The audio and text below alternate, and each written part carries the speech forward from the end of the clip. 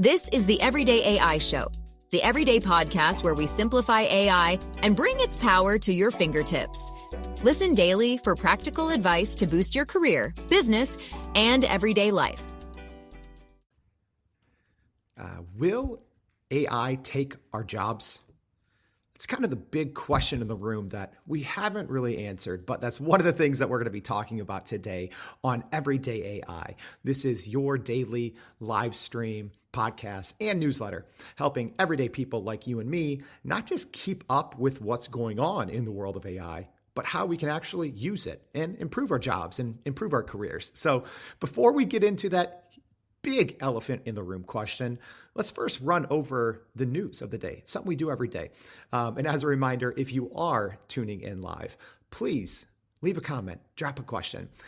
If you are catching this on the podcast, Apple, Spotify, whatever it may be, look in the show notes. You can always go back. We're going to link to a conversation where you can jump in and ask questions and, kind of go through this with everyone else. This is going to be a hot take episode. Normally I don't have those, but we're coming out swinging this morning. But before we do, let's talk about what's happening in AI news. So first kind of big news story of the day is Secret Invasion has gone full AI. So what does that mean? So Secret Invasion is a new Marvel series that was just released about a day ago. And the opening credits are generated by AI. And that's been receiving some backlash online.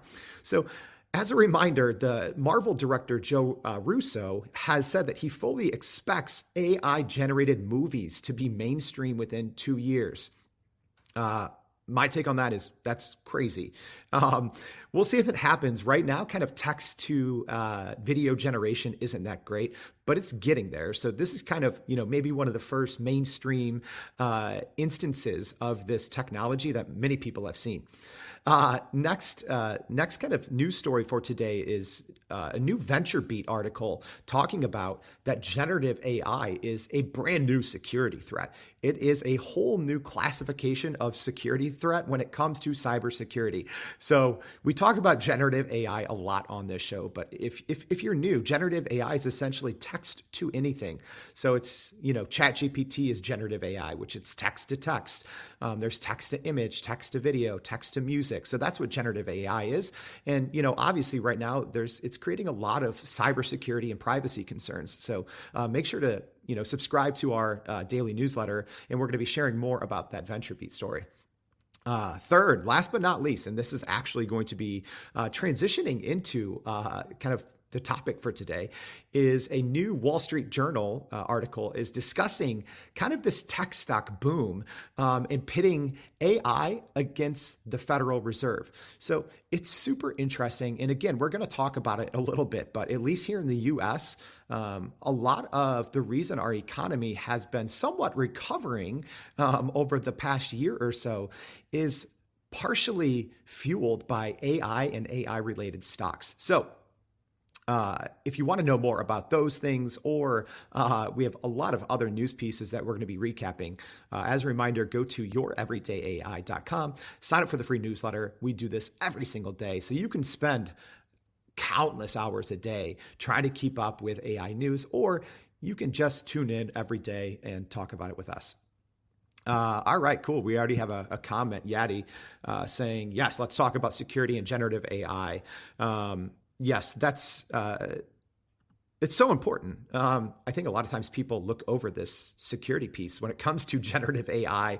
The ability now within minutes, and we're going to be sharing about this soon, but within minutes to replicate your voice pretty accurately, to be able to upload video of yourself and to create a clone of yourself. There's so many security concerns, which probably a lot of you have seen in the news. So with that, let's get into that big elephant in the room. All right. So let's talk.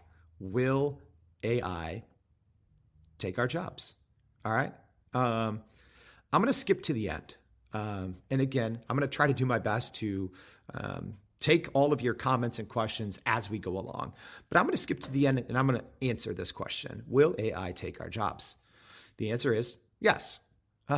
It will take many jobs. It will be disruptive. So it's something that we don't talk about a lot on the Everyday AI Show. And there's a couple of reasons for that. One is I really want Everyday AI to be a resource that can help people. And you really don't always want to talk about the negative aspects of AI and what that can mean for the economy or your job or your sector. But I think it's important to have a deep conversation about, and that's what today is all about. So as a reminder, drop a comment as we go along. I'm going to try to do my best to grab all of your comments. Harvey, thank you for your comment. I'm going to throw that up kind of later and talk about your comment there. So let's dive into it and talk about, will AI take our jobs? So there's a couple of things to consider before we even talk about it, right? We have to set the stage first. So first, let's talk about this Goldman Sachs study. So it came out a couple of months ago. This was probably one of the biggest eye-opening pieces for a lot of people. This Goldman Sachs study that predicted that 300 million jobs will be lost or degraded by artificial intelligence. I'm going to say it again. It's not a misprint. I'm not reading it incorrectly. It is early, but I'm already on my second cup of coffee. 300 million jobs will be lost or degraded by artificial intelligence. Okay. And I do want to remind everyone, this is a Goldman Sachs study. This isn't a random group. This is a major name in the world economic system, I'd say, right? Everyone knows Goldman Sachs, right? There's good things and there's bad things you can say about them, but regardless, this is a very eye-opening study that they released a couple of months ago, and I think it kind of got everyone to start to pay attention to, okay, let's take this AI thing a little seriously.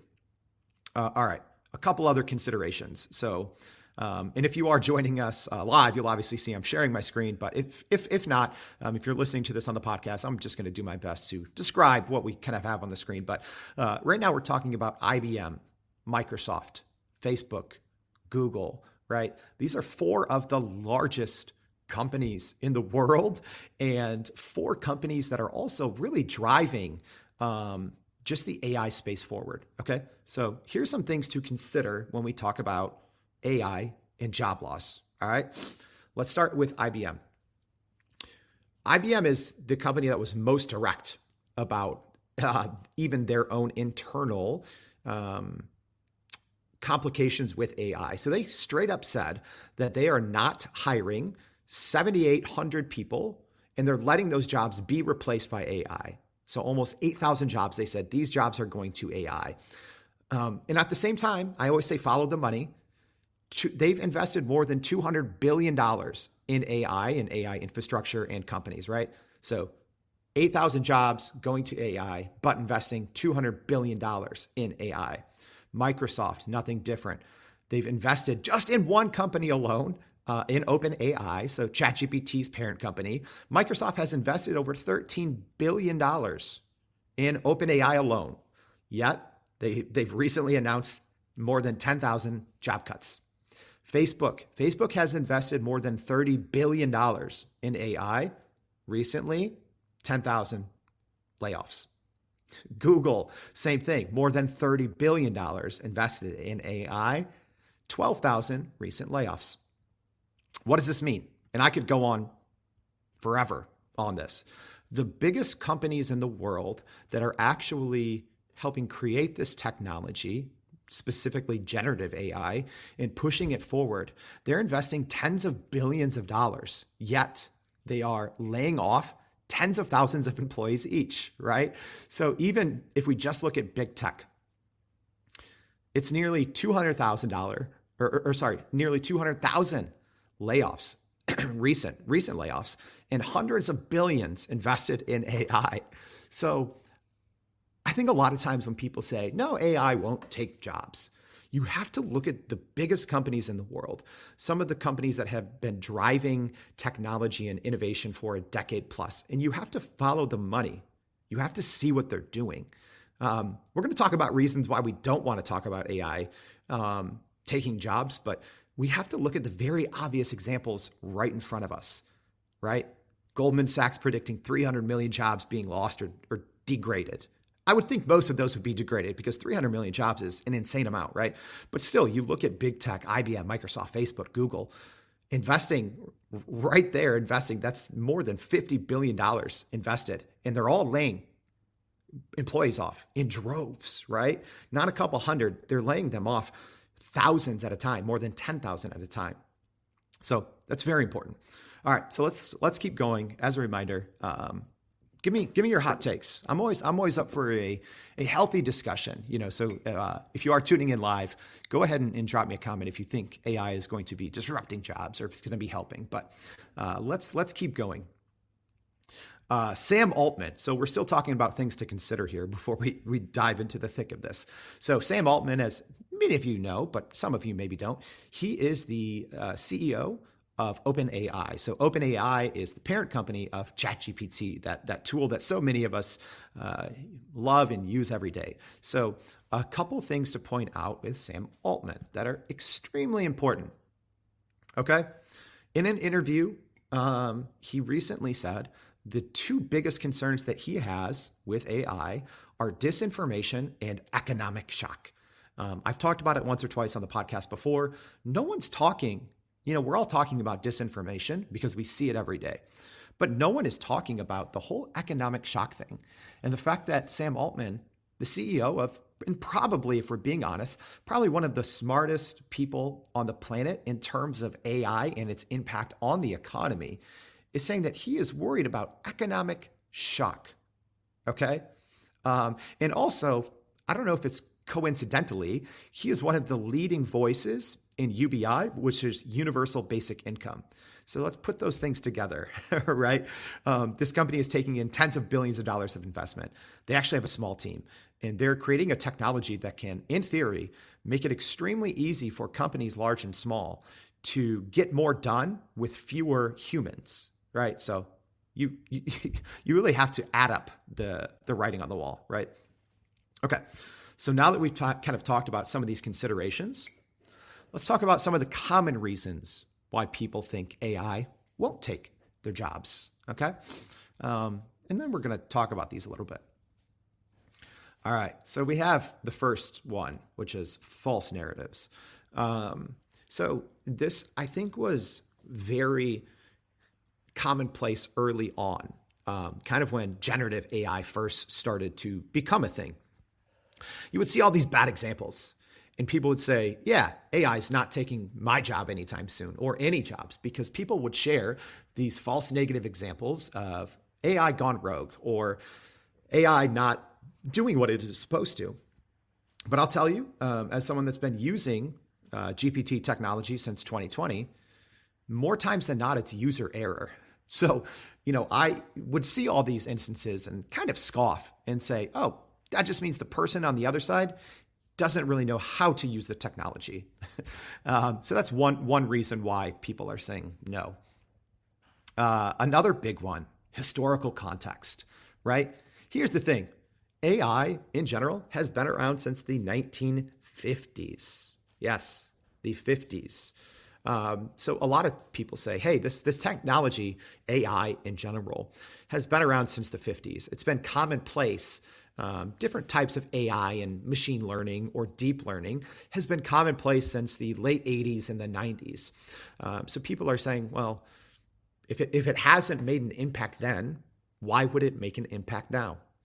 We're going to talk about that. But one of the biggest reasons is AI in the 90s and 2000s and even the 2010s was reserved for kind of people in data science or people in highly technical or highly specific roles. So a lot of early AI was AI that was really designed for one very specific purpose. You could talk about cybersecurity as an example. There's been AI for decades in cybersecurity, but it's always been for one very specific example, maybe to detect threats sooner, to spot anomalies in a security system, something like that. But generative AI is for everyday people, right? That's for people like you and me. That has only been really around for a matter of a year or two. And most people have only really discovered it since ChatGPT was released in November. But, like I mentioned, the GPT technology itself has been out since 2020. All right. So let's talk about another thing that people are saying, hey, AI won't take our jobs because of blank, right? Job creation. That's always a fascinating one. I find this one fascinating. People say, hey, AI is going to create all of these new jobs. They say, sure, AI might take some jobs, but it'll create more. Let me just go ahead and I'm going to put myself out there and say, no, not even close. And we're going to get into why that, at least I think data will support that there will not be as much job creation from AI as there is job displacement, or even category of job displacement. I think it's super interesting to look at. But one example that I like to reference before is you can look at other, huge innovations throughout recent human history, such as the internet. But let's just say Blockbuster, right? People use this example. They say, well, AI is going to be like, what streaming video was. Yes, it'll replace the Blockbuster, but then you'll have your Netflix that's created. You'll have your Redbox that's created. You'll have all these different companies that will be created after you kind of phase out, or after technology or innovation phases out Blockbuster.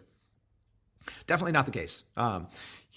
Here's the reason. And you're also, let me actually mention one other common thing that you hear that goes with job creation. People will say, AI won't take your job, but someone using AI will. You'll see that all the time on social media, and it's a common, security blanket that people put out there. But here's the thing.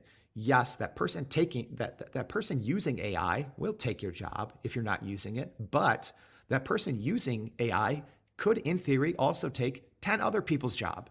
That's the thing with AI. It is not a one-to-one job replacement. It's not. Another example is right before generative AI came out, I helped manage a team of about 20 writers. This was in 2019.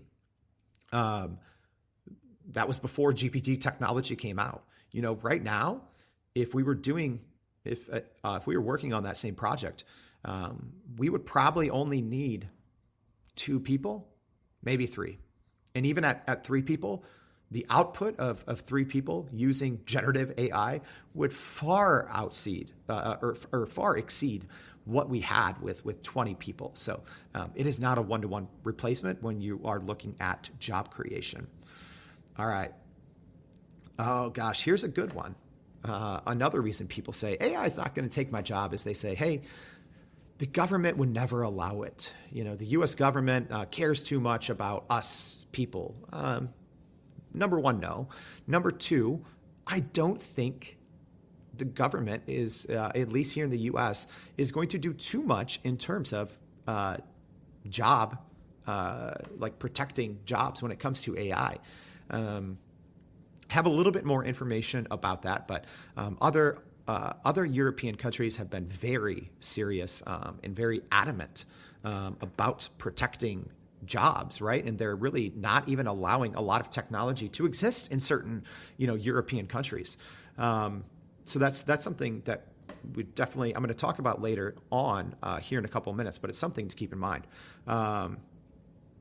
All right, a comment coming in. Thank you, Jacqueline, saying we need to stay ahead of the game and learn as much about it as we can.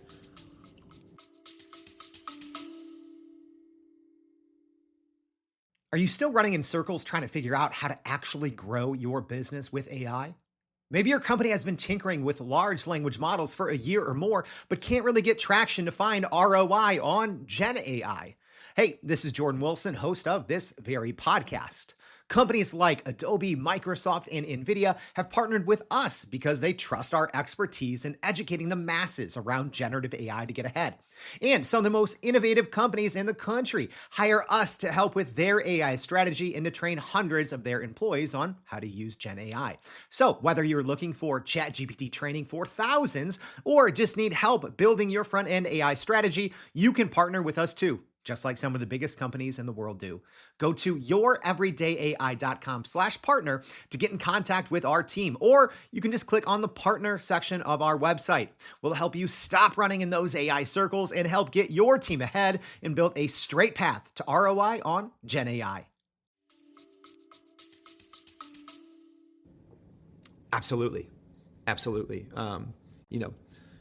I think in the coming months, knowing the basics of multiple AI systems will give you job security, right? But I don't think that will do too much with entire industries or categories within industries. That's what it's all about. Harvey saying he agrees with Jacqueline. I do as well. I think that's it's really important. But let's dive back into another reason or two people think that AI will not take our jobs. Here's a good one. Harvey, I saw your comment here, so I'd love to hear another comment from you. So I'll actually quickly explain. Harvey will be a guest on the show next week. He's a frequent commenter here on the show. Very excited to hear. But he literally wrote the book on ChatGPT in healthcare. So what does that have to do with empathy? There was a study that came out. This was about a month or two ago. We covered it here on the show. But people always say, hey, technology can't be empathetic. AI can't, can't practice empathy.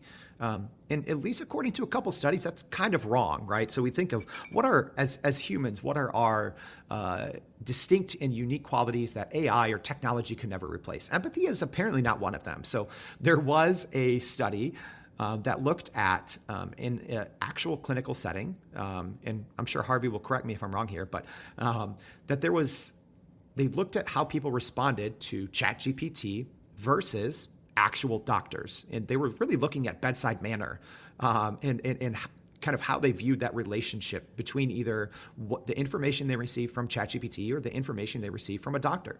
And it found that, this is wild, people responding in the survey said that they found ChatGPT to be more empathetic than a physician about 80% of the time. That's wild.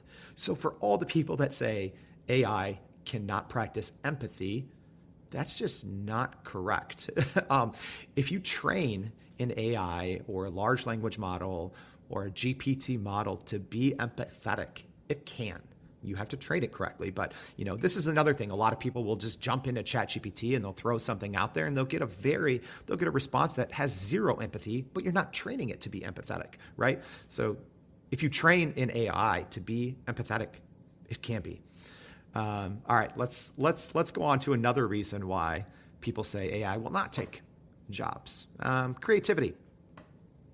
They say, as humans, we're the only people that can be creative, and creativity will always have a place in our society.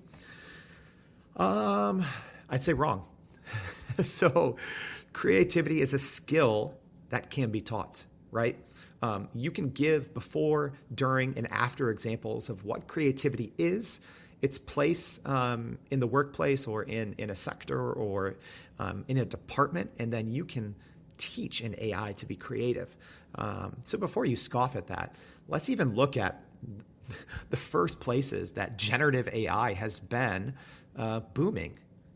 It's been booming in writing, right? Even creative writing, in text to image, right? So we've had people on our show before share some of their artwork that they created with just simple text prompts. Typing in a 12-word prompt into an AI and having it in seconds generate a beautiful image. I would argue if you can put in text that creates something extremely creative on the other side, that is an example of AI being creative. So that argument to me kind of falls on flat ground when people say AI cannot be creative. It is driving creativity, I'd say. And I know from being a small agency owner, some of the largest creative agencies in the world have been using AI since the day it came out in 2020.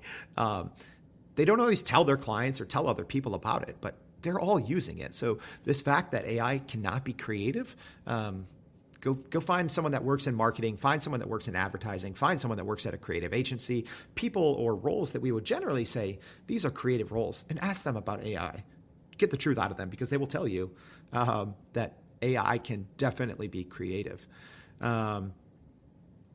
Yes, Harvey, yes, empathy. We will discuss it next week. Can't wait. So empathy, creativity, when people say that AI don't exhibit these roles, I'd say you just don't fully understand the technology. All right, I know this is a long one, guys, but we're gonna keep going, and we're gonna wrap it up here. So let's talk about why we're fighting off AI in general. And I think one of the biggest thing is pride. Kind of hosting this, I think we're on episode 43 of this daily live stream and podcast. I've talked to countless people about their thoughts with AI in their industry. And I think this is one of the most common responses that I hear on why people think that AI will not disrupt their industries. They're too prideful. They are. They'll say, AI could never do this in my role.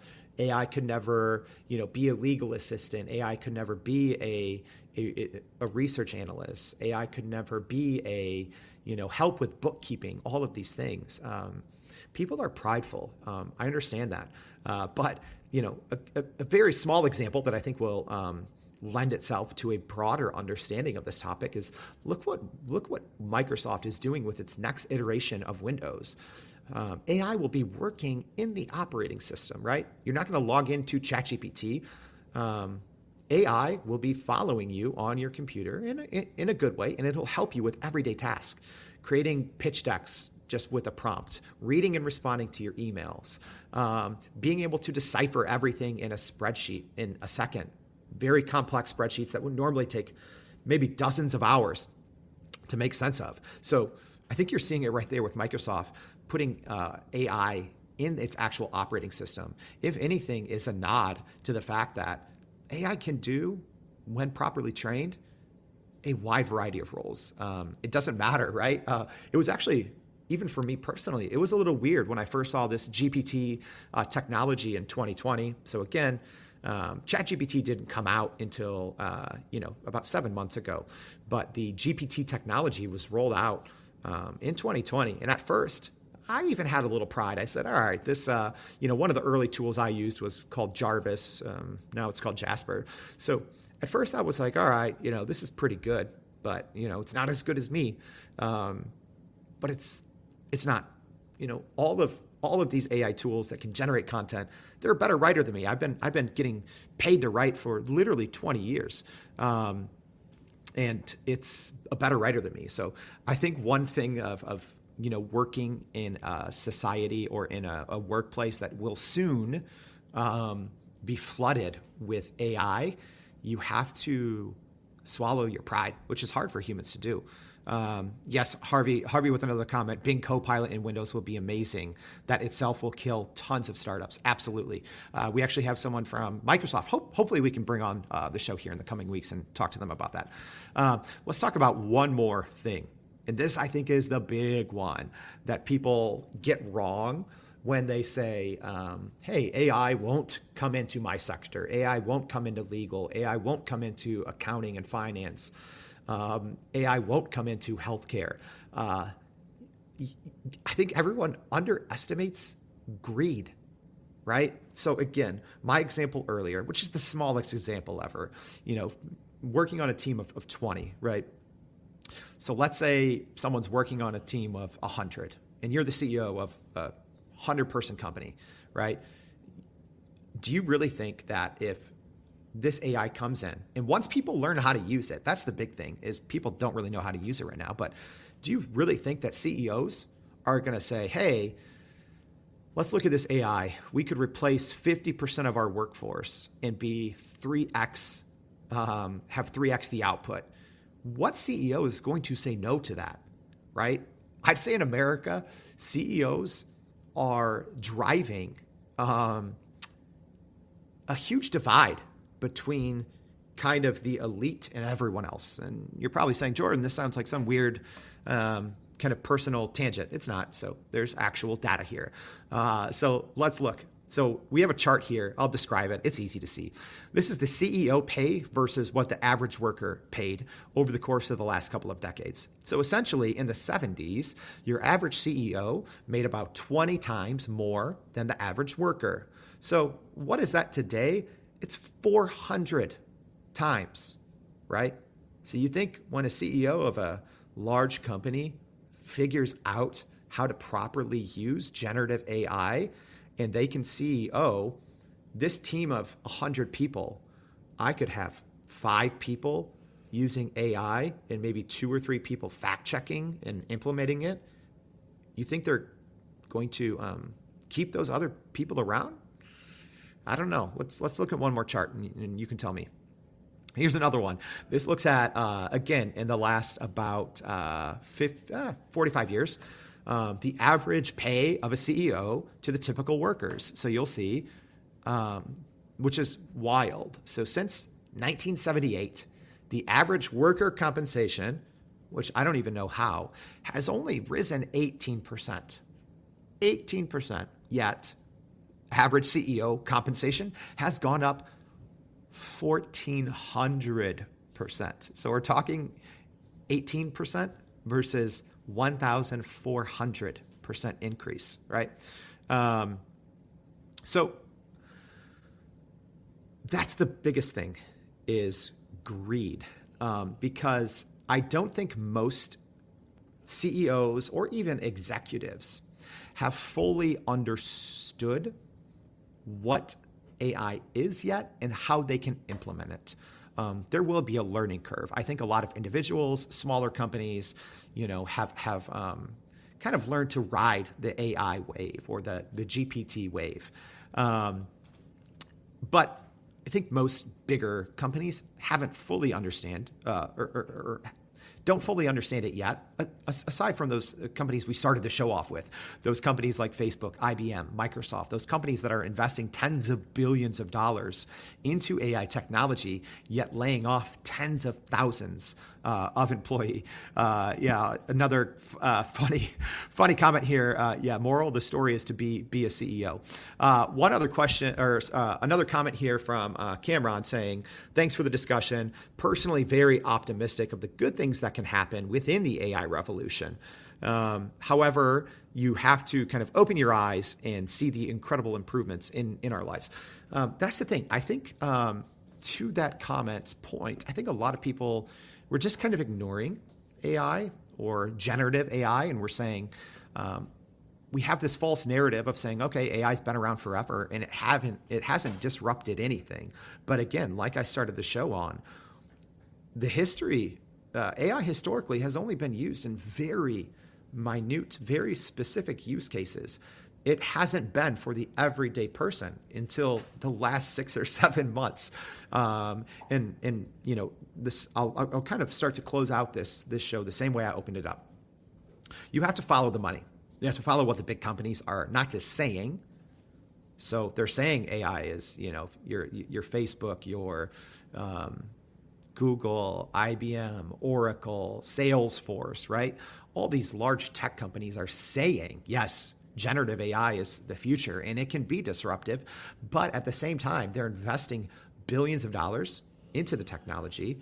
They're reallocating their own internal resources to have people spend more time on this. And at the same time, they're laying off tens of thousands of employees. So that will trickle down to all of us. So let's not end it on a down note. Right. But I think this was the elephant in the room that we needed to talk about on the Everyday AI show. But what can we do?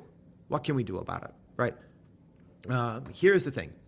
I don't know if it's going to be similar to what Goldman Sachs said and 300 million jobs. That might be a bit high. But regardless, in the coming months and years, generative AI is going to be extremely disruptive to the workplace, to the workforce, especially I think in the US, where it is driving our growth. Kind of talked about that in the beginning with one of our news pieces. Depending on which index you look at, the US economy has improved over the past year. But if you take out big tech and companies that are heavily invested or involved in AI, the economy is actually down. So there's plenty of studies out, and we kind of mentioned that Wall Street Journal article today. Right now, AI or AI-related companies are driving the U.S. economy. So that should tell you all you need to know about, is this going to be something that impacts us in the future? The answer is yes. So what can you do about it? It's okay to feel overwhelmed about this new technology, but don't fight it. Don't be prideful. Don't think that an AI can not perform a job at the same level as you. With proper training and with proper technical advancements, again, I think it can perform at the same level or higher than many people out there. Probably the overwhelming majority. If you have a desk job, if you're working in front of a computer, I'd say AI can pretty much either will soon be able to get up to your speed, or will be able to outpace you in terms of output and quality. That's just the facts. That's reality, right? So what can we do? We have to learn AI. We have to use it. Because if you fight it off, if you have too much pride, greed will eventually catch up. And those sectors, those companies, those positions, you will start to see them being replaced, and not in a one-to-one way like past innovation has technically done. AI has, like Sam Altman said, like Goldman Sachs has said, AI has the potential to be extremely disruptive. So the best thing that we can do is learn it and use it. So if you do want to learn AI, please continue to tune in. Join us tomorrow. Join us every day on Everyday AI. So thank you for tuning in. I know this was a long one. This was a hot take episode, but I think it's important. So again, drop us a comment, reply, sign up to the newsletter at youreverydayai.com, and we hope to see you back tomorrow and every day at Everyday AI. Thanks. And that's a wrap for today's edition of Everyday AI. Thanks for joining us. If you enjoyed this episode, please subscribe and leave us a rating. It helps keep us going. For a little more AI magic, visit youreverydayai.com and sign up to our daily newsletter so you don't get left behind. Go break some barriers, and we'll see you next time.